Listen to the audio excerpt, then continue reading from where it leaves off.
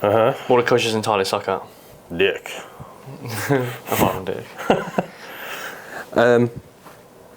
I'd say one thing I see is that when they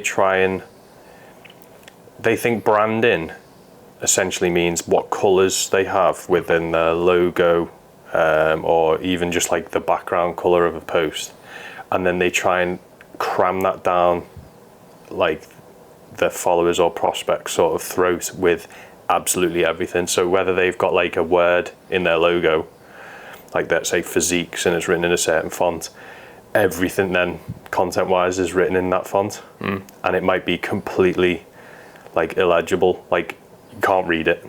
And one thing we know is, like you've mentioned before, is we're trying to hijack attention. And if when someone's scrolling and it just looks like a load of big block capitals thrown on a page with a lime green background and white font, and you can't read it, it's not engaging enough. It's not going to make someone stop and go, well, what's this coach have to say?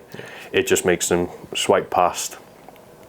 That's it. You've just wasted probably 2 hours of your day trying to create a carousel, and no one's going to read it, and it's not going to bring any value. It's not going to spread your message, just show what your offerings are or anything like that. Yeah, I also think that like with brand colours as well, like certain, like you stop in your tracks when you see like orange, you think of certain people. You look at red, you think of certain people as well. Like I think that, well, I'm sure you see it a lot, but I certainly do, where coaches, like one of their posts is like green, and then one of it's like purple, and then one of it's like blue. There's no like clear brand like colour theme, and it's not like the most important thing in the whole entire world, but it just looks like mixed branding. It looks like you're not entirely sure what your brand actually fucking delivers on, or you're not entirely sure what your brand actually stands for, you know? Yeah, like I mean, there's no way you would go onto an Apple Instagram page or Apple's Instagram page and suddenly see lime green as a background. It's white and black. That's what you associate Apple with. Now that doesn't mean occasionally they're going to throw in a bit of colour. Like they may throw in something like, like they highlight something, or like that's when you can utilize colour to actually, if you imagine if you have the same sort of branding throughout, like we do with TCT, is like, it's that we've got like a beigey yellow colour that we sometimes use to emphasise certain things, but the majority is like that clean black like look with white text that really pops. Now if I suddenly designed a post for you where it was a bit more like, say it was a white background, people would actually stop and go, whoa, what's that? That's out of the sort of norm for Jack, and it must be important. Now, so you can utilise it that way.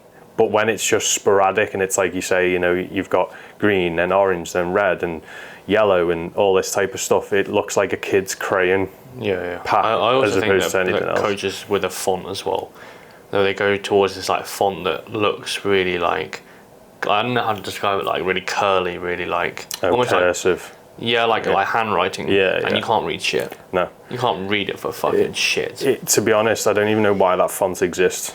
Because, from like a certain aspect, you could maybe utilize it if you were like trying to create like a document where it looked like you'd sign something at the end, like a signature style. But it's definitely not something that you would use to advertise. Like you don't walk around anywhere and see billboards or posters or signs where they use cursive as the main text. Like it can't be read at all. And the thing is usually when you're creating in Canva, I'll use Canva as the example just because it is a lot more, it's user friendly for coaches when they want to use it. But it's in a size where it's quite big. But then when you throw it onto Instagram, it's the size of the phone screen and you can't see it. So it's all well and good having it as like, your MacBook size and looking and going, oh, that looks really good. But then it goes right the way down and it can't be read. It's the same thing with like ads. Like ads, you've got such a small, finite amount of time to grab someone's attention. If you have like really curly handwriting or really small bits of text, they're gone. Or when they try and cram a ton of like social proof images into one image and everyone's this big. It's like you can't see it. So it's like you're better off picking one and making it huge and emphasize the key points on it with 3 or 4 bits of text. That's one thing that I do get a lot when coaches come to me and ask about like how can they improve their content. They're trying to fit so much information onto one post. Yeah. You know, like about everything. Like, yeah, okay, what I would suggest there is if you want to make it into a carousel and spread that information where it's smaller, more digestible bits, great. But more often than not, you just want something that drags attention, and then you can direct them to a caption where you can put more of a bulk of a message. Or you can just have it as like, you know, bit of information, a call to action on a post, something that drags the attention, whether that's, you know, an image of a client's results, whether that's images of the you know, you coaching someone or something along them lines where it's going to attract what you want from a client. You know, I need a coach, so you see an image of someone coaching who's in great shape, and the call to action is, you know, I offer online coaching. Great, cool, get in. Yeah. Give DM all the me for coaching. Yeah, but it's like all the information doesn't have to be on the post. It can just be put into a caption, and even then you don't need to go absolutely hell for leather and write a war on I feel peace. like if you have a carousel, the caption doesn't have to be that big because you've got all the writing in there. Same with reels. Yeah, it's the same with reels. Like the whole point of the reel is that you're talking and you can actually get all the information in a reel. Yeah. Verbally. Yeah, it's the same thing with like if we have this in a talking head reel, the caption's not going to be that long because we've explained the context why actually talking. Yeah, but if I had like a text-based reel and I said like read the caption, that's different. That's the massive caption. Yeah. That's what you need because you're given enough of a bit of a. It's that attention grabber where it's like, do you struggle with this? Here's the 3 tips. Let me elaborate on that in the caption. Yeah, I also think that coaches, they'll state a point and then they'll try and like overly nuance it. So they'll be like, this is my belief. I don't know, like, here's 3 ways to lose fat. This. But there's also other ways you can do it. Blah, blah, blah, and they try to explain all the nuance in one post. It's like, just state your point and then get gone. Yeah. Like, just, that's it. You don't have to go through every single piece of nuance. No, you can. You don't need to go into the absolute nitty gritty and go into the weeds on exactly how fat loss works because the majority of people don't really care. Like they want to just basically drop body fat. Yeah. So as long as you can give some basics, show your expertise, show that you know what you're talking about, and then go almost like use a language which they understand, and then call to act in that post. If that's get them on a call, if that's engage with you in the DMs, then if they want to ask a little bit more, like, well, how does that work, or how does this work, then you can start to elaborate there. But not everyone needs to understand that this is how calories work, this is how this works, this is how this works. Most people just want to look and go, I want to lose body fat. Can this coach get it? Yeah, cool. You don't need to go into and start, giving citations on scientific papers and shit like. And but that's why a lot of like coaches say they burn out and they don't know what to post. It's because they're trying to overly explain everything in every single post. It's like all your job is to basically is like almost like nailing or like hammering the nail, right? You're just tapping the nail in. You're not fucking smacking it in, and you know, like you don't need to do that. You can just have little bits of information every single day, and that's solving someone's pain point effectively with like, especially with social media. It's literally like information. I apply it. I progress my physique. I progress in general, and then all of a sudden, you've helped them. And then all of a sudden they're a step closer towards coaching in that nurturing process, you know? Yeah. That's literally your social media content is literally that. Yeah. It's like with your graphic stuff, it's like if you give a piece of information that helps a coach, they're probably going to like be in contact with you sooner versus you just going like just not posting at all. Well, yeah, of course. Like if you can basically give someone a piece of information and they apply it and then it's like, oh, that's cool, then you've got that element of trust. Obviously, your main seller is I'll take time away from you. Yeah, that's your whole entire. Yeah, like I mean that's the main thing is I can give you all the information and the tools that I've learned and how to make certain posts look better, like, you know, using color psychology, certain, you know, text alignments, all that type of, you know, intricate stuff. Again, a little bit like a coach could give you all the nitty gritty on exactly how it works. But realistically, is client just wants to get the result. Yep. And that's the same with my service, is that I can give you the information, you know, which I try to do with some of my social media posts. Yep. But realistically, you don't want to have to spend, as a coach, you don't want to have to spend 5-6 hours per week designing content, which is key to building the business. Yep. Like we established that, like you can't just not do it. Yep. And you want it to align with how professional your brand and your service is. Yep. Then you outsource it and you give it to me, and then you can have those 6 hours back. I did a post or a story, I think, a couple of weeks ago, and I was saying that if you imagine if I saved you 6 hours per week and you used 2 of them to work on further education or to level systems or upgrade or anything like that, and then you used 4 more hours where you could unlock 4 hours on a Calendly to book calls. If you have a 50 or 60% close rate, you've got 2 more clients every week. Yep. Just from the fact of going, Joe, take control of my content design. This is what I want to post. This is the message I want to get across. These are questions I've been asked in check-ins. I want to expand on them. Can you make it into a carousel? Yeah. Cool. And then, you know, content's ticked, that's boxed. Yep. And then you can spend the time realistically doing what the whole point is, what you got into it for, which is coaching people, getting them results, you know, doing that side of stuff. Yeah. I mean, you directly save TCT fucking hours.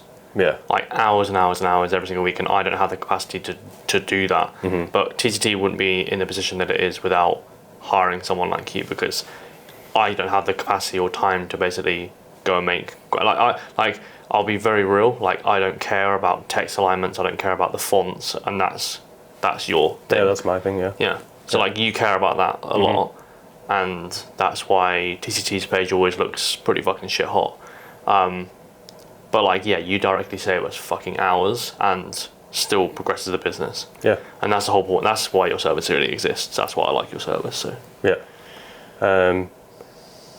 But yeah, and it boils down to a lot of outsourcing, like we talk about, is, you know, there's stages where as a coach they're going to have to learn a lot of this stuff, and like, you know, aspects of what my content is to try and help bridge that gap and give you something to go and understand, and, you know, help in that way. Even the template service that I offer, you know, it will give you something where it's like, that is going to save a couple of hours a week. It's not going to save the same amount as me, and it's, if I'm honest, it's probably not going to look as professional as what I'd do.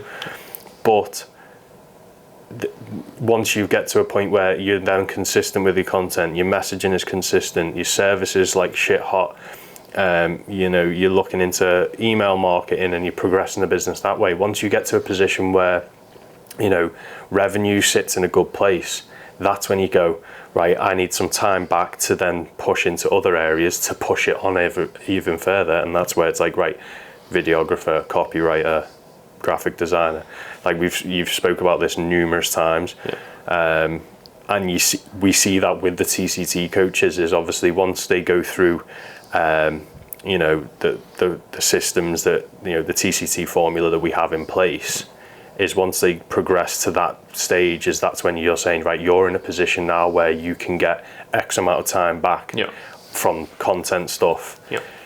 Look at outsourcing that, and then they can spend more time in, you know, understanding email marketing or you know, other aspects, which is like the next stage to their business, which if they were still having to take care of all this, they wouldn't be able to delegate the time to being able to do that. Yeah, I think effectively, and it makes the most sense, right? The more time you can spend progressing the business, the more it's going to flourish. The more it's just going to grow. Yeah, it's so fucking obvious. But I get why people don't necessarily. I get why people don't invest in videographer, fucking editor, and all that stuff. It's because they're like, I can do it myself. Yeah, of course, yeah. And it's like, you can do it yourself, but there's probably better people out there, yeah, right? Of course, there's probably people who are much better at that job. It's like they're coaches.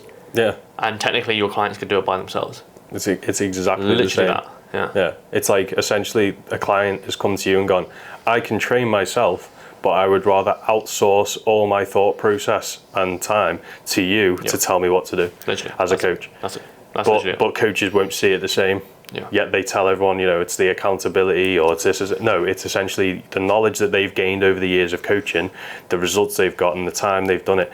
Like, I mean, I said to you the other day about the amount of time and stuff I take on everyone's designs. Like, coaches won't have that time. Like, I've had the time in the trenches of like figuring out absolutely everything within Photoshop, within Canva, within even Final Cut, all that type of stuff. There's probably tools and stuff within there that most people don't even know exist. I've done all that time. I've put the time in. They don't need to learn all that. Like, that's a waste of a coach's time, in my opinion. It's that's not what you want to do. But at the beginning, absolutely, like learn what you need to be able to, you know, create consistent content, get your message across, make sure it's brand aligned, and all that type of stuff. But yeah, well, I think that to a point you can probably at the start get away with like Canva templates. Yeah. And then it gets to a point where Canva templates just look stupid. Yeah, it's like samey. Yeah, it's not necessarily samey. It's definitely like you see a next coach and it's exactly like it's the same thing. Yeah. And like I think in the fitness industry, especially when it's so saturated now, it's like you kind of want to stand out. Yeah, well, that's a whole. You want to be like, this is a fucking Joe post. Yeah. Or this is exactly. a Jack post. You know. Yeah. That's the level you want to be at. Because like you're not going to get in clients just posting like Joe blogs the PT. Yeah, like you have to separate yourself. You know, like Canva itself, it literally has a template search function.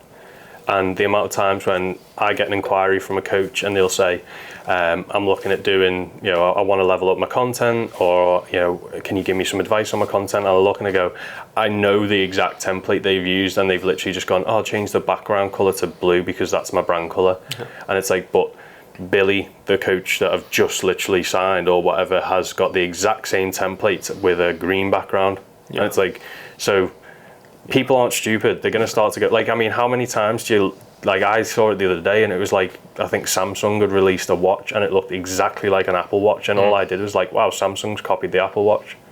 Yeah. Like, it's literally just drawn my attention to thinking about an Apple Watch because it looks exactly the same. It draws it to the original. Yeah, like the original. Yeah. Yeah, it always like, does. It's like I don't like if I look at a certain car that's trying to look like a Tesla, it just makes me go Tesla, and my thought patterns on Tesla. You see a lot of like high level coaches, and then you see coaches who are coached by that coach, and that coach has made content like that other coach. You get like 400,000 mini versions of that original coach, which only helps one person. Yeah, the originator. Yeah, that's it. Because like everyone's trying to be like that, so why would I hire mini-me's when I can hire the real thing? Yeah, exactly that.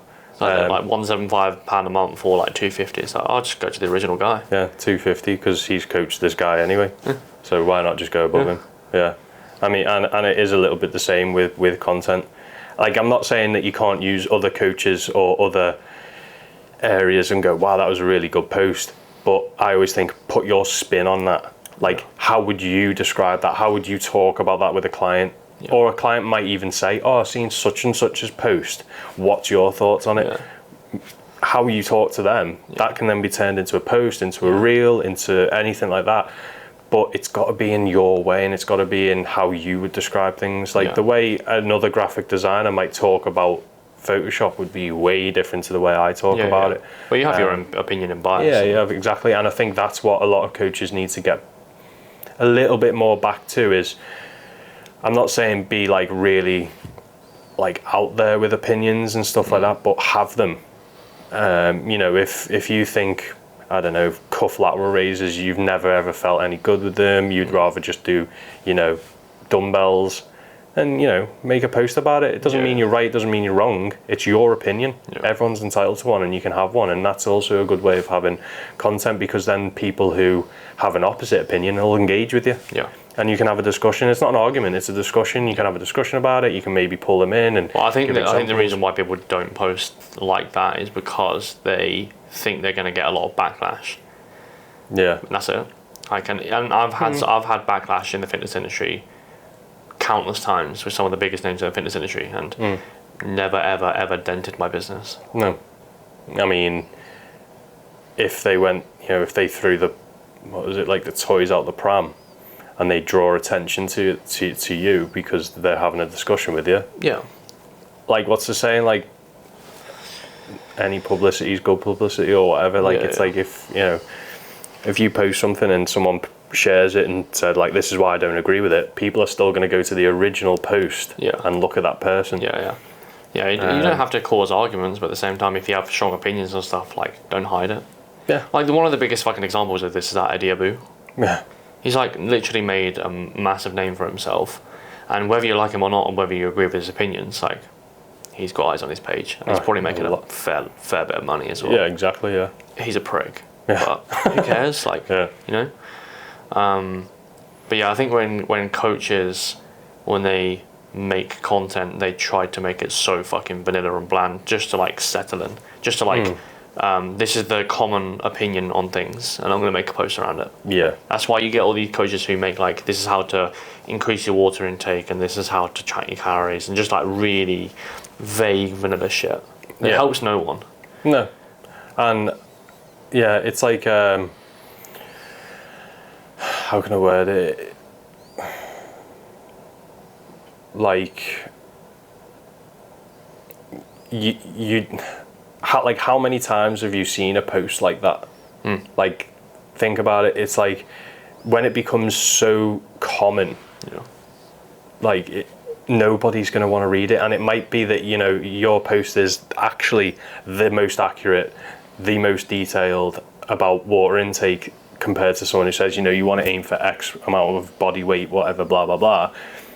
But people have seen it 1,000 times. No one's going to want it. Now, obviously, you're not going to be able to come up with absolutely original, like no one's ever read it, no one's ever seen it content.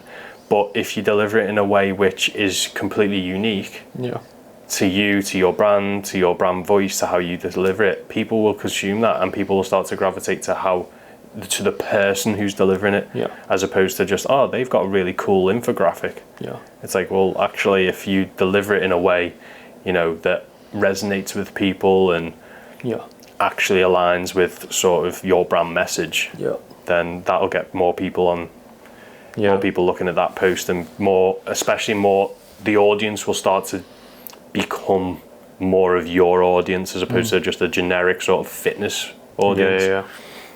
Yeah, no, I think that one thing or one area that I think that a lot of coaches assume with your job role is like graphic design is just like Canva templates and like all that shit, but it expands into things like landing pages, it expands into things like even like checkout pages, fucking inquiry forms. And imagine if your whole look on your Instagram page is like really clean, really nice visuals, and then you go onto an application form and it's really inviting, it's always pushing you down the page, or even if they have a sales page and it's always pushing you down the page, it's highly engaging just from a graphic design perspective.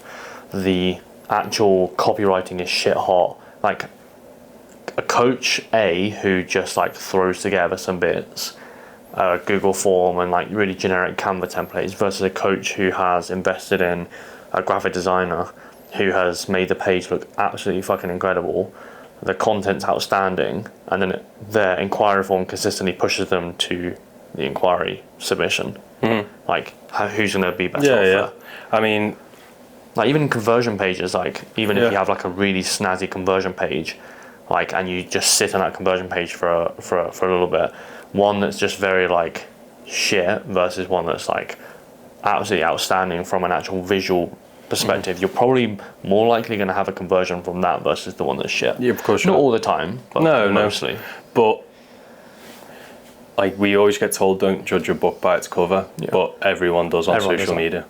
So you have such a small window of opportunity. You have pretty much one or two first time impressions. I know it should especially be one with like time. paid ads. Yeah. Like, if you run paid ads, you've literally got someone who is basically saying visit profile. Visit profile. They click on it and they're like, I don't like them. Yeah. or they have like an ad that's basically getting them towards like a lead magnet or even like a book call kind of ad, and you have fucking 3 seconds.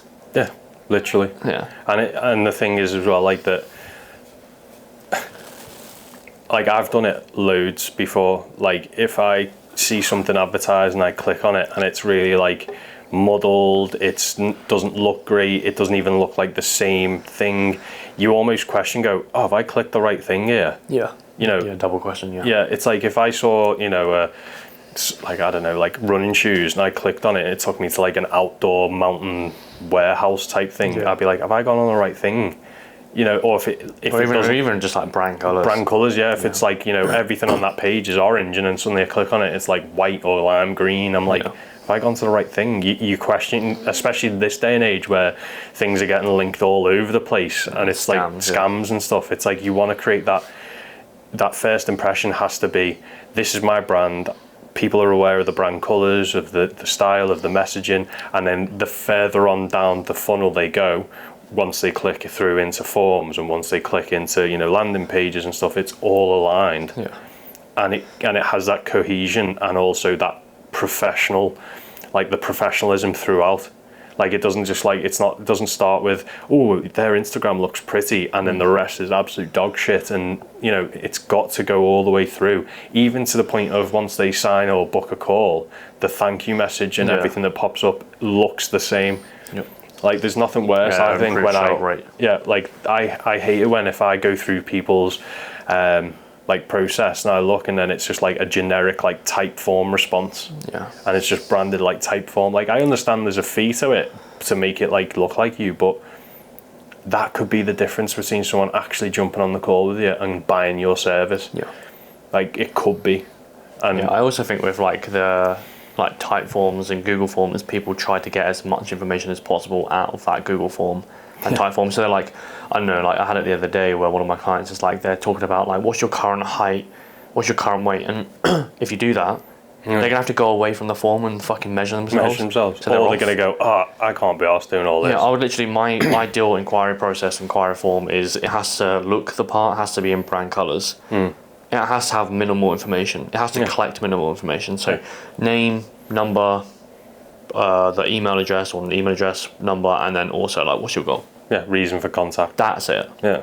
So that's that when you go, process. let's jump on a call and you can go, so you mentioned here that, you know, you're looking to lose body fat or you're looking to compete or you're looking to do it, and it opens the conversation and then you can get all the other shit. Yeah. Well, one of the questions off the the back of that like prompt was like, well, how do I get that information from this? Like you get them on the call. Yeah. All the back end process. That's like 90% of your it's like a program questionnaire, so like a setup questionnaire. Yeah. You can have that afterwards. You don't need that initial. Yeah, you don't need it. Like if someone's just trying to find out what you offer, if the service is going to work for them, you know, all that type of stuff, is hopefully they already know it will from the content that you've already pushed out. Yeah. And this is the reason they're contacting you, which is something we can touch on, is making sure that your social media basically does a majority of the heavy lifting with regards to messaging and sales. Like the sales call should essentially be that they come on and say, they already know what you offer, they already know what you're about because they've seen it in your social media. They don't need to come on and go, so what is it you offer? If that question comes up on a sales call, you have failed content wise. Yeah. Well, I think the only reason why people sit on calls like that is because you have presumed people know what online coaching is, or you've presumed that they know what you offer. Yeah.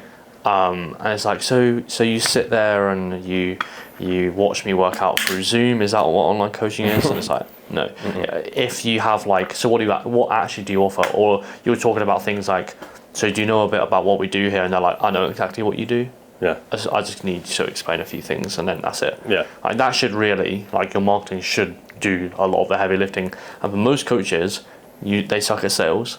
They entirely suck at sales, and that's okay. But if you wanna, like, if you suck at sales, but you want more sales, you have to be really good at marketing. Yeah. Really good at marketing. And there's a place where you can do it for free.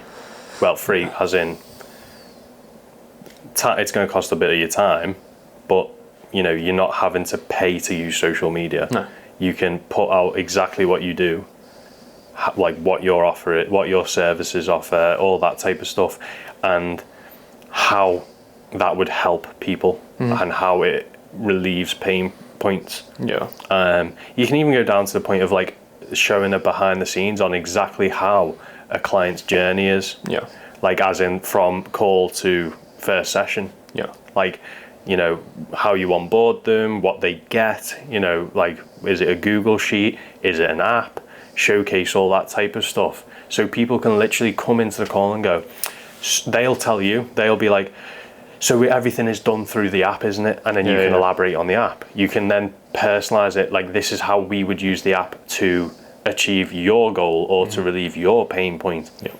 and you can start to then tie everything, but they should already know all the services or all the offers, and then all you've just got to do is bridge it to how that part of your service will help with this problem, how it will relate to their goal, and you just piece it together. But they already know about these services from content.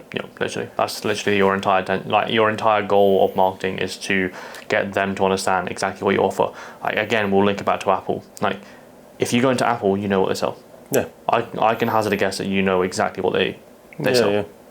Very fucking. Nobody is going into Apple and going, "Did you do microwaves?" Yeah, literally. Like, yeah, they make it so crystal clear. Yeah, you know, you're going in, you're getting an iPad, a Mac, a MacBook Pro, whatever, iPhone, Vision now. Like, you know, like what you're going in for. Like, nobody's going in for the Vision. Yeah, not right now. But like, they want to be able. If you imagine it was a store, if your call was a store, they're coming in, they know what they're coming in for. Yeah, that's it. Yeah, they're walking in, they're going, "Hi, you sell X. I want X." Yeah, and can you explain a little bit more about how X will help me? Yeah, the thing is though, if you headlock them into a service, guess who's leaving? Yeah. Guess who's leaving in like a month or two? Yeah, if that. Yeah, so you could be really good at sales, and then you probably get the first check-in, you probably won't get the third. So like the whole point in marketing is to have is to build that relationship. Yeah. You want the person who comes in to already be like, I'm invested for 6 months. Yeah, literally. Like that they know because of the way question's like, what's the fee? Yeah. That's it. Yeah, that's basically it. It's like, okay, I know I'm going to have to, my time investment in this is going to take for me to use your service to fix my pain point. It's going to take 6 months or more. What's that going to cost? Yeah, literally. What's the investment? To be fair, that always comes down to messaging on socials and the marketing, because how many times have we seen coaches who flap it and they think, I need clients through the door, and they do this whole 8-week stuff and even like back and forth content. Even when it comes down to like, here's my client results, they got this in 3 weeks.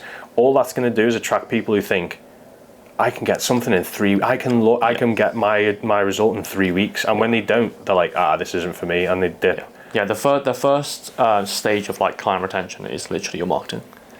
So if you're literally saying like, I can get you this result in 28 days, and someone gets to the 28th day and they haven't seen that same result, they're gone. Yeah, they're gone. That's it. Yeah, and also like we spoke about this previously, if a client has been with you for 9 months and you're saying this new client got it in 28 days, that person who's been in for 9 months will piss off. Yeah, because they'll be like, well, why have I invested 9 months of my money and time, and this new guy's got it in?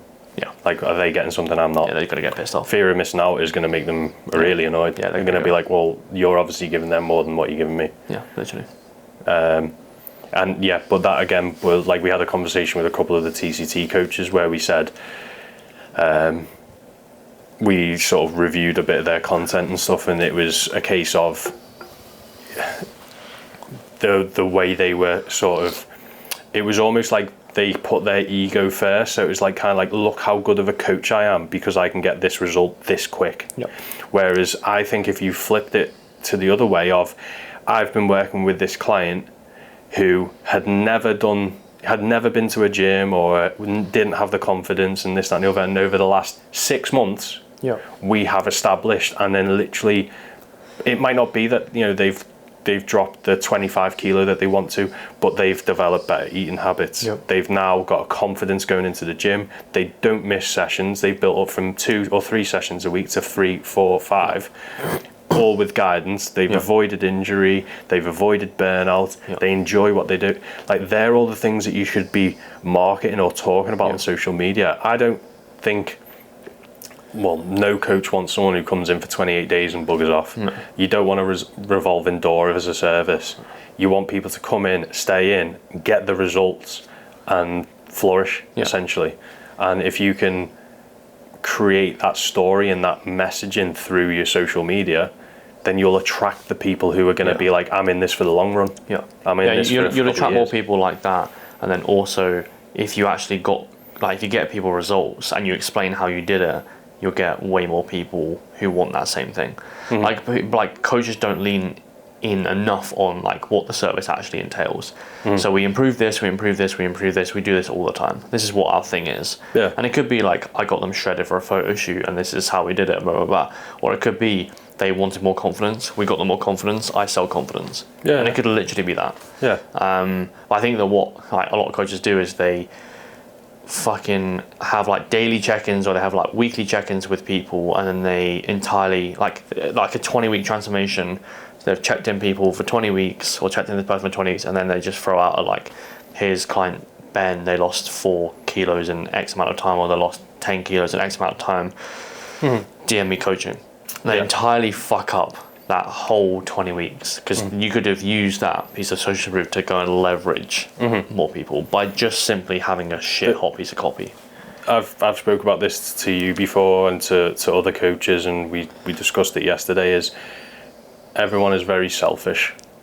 So what I mean by that is that people want to look at your content, and whether they admit it or don't, they're looking and going, what's in this for me? Yeah. So I don't care that Ben, your client, in 20 weeks has lost 4 kilo. I want to know how you can get me to do the same. Yeah. So you can use Ben as the example, but relate everything back that you've done with Ben to person, to reader, to follower, to whatever. Are you in this position? Are you in this position? Like Ben, here's what we did with Ben. This may be the same sort of steps that you need to take, and I can be the guide for you to do that. Yeah, literally. But people are too often, again, I go back to saying about ego, is they want to just, this is what I can do as a coach. This is what I can do. No, like, okay, I understand that you can do as a coach, but how can what you're saying you can do help me? Yeah. What's in it for me? I think the reason why people, like coaches, don't do that is because they're like, oh yeah, I don't want to come across beggy.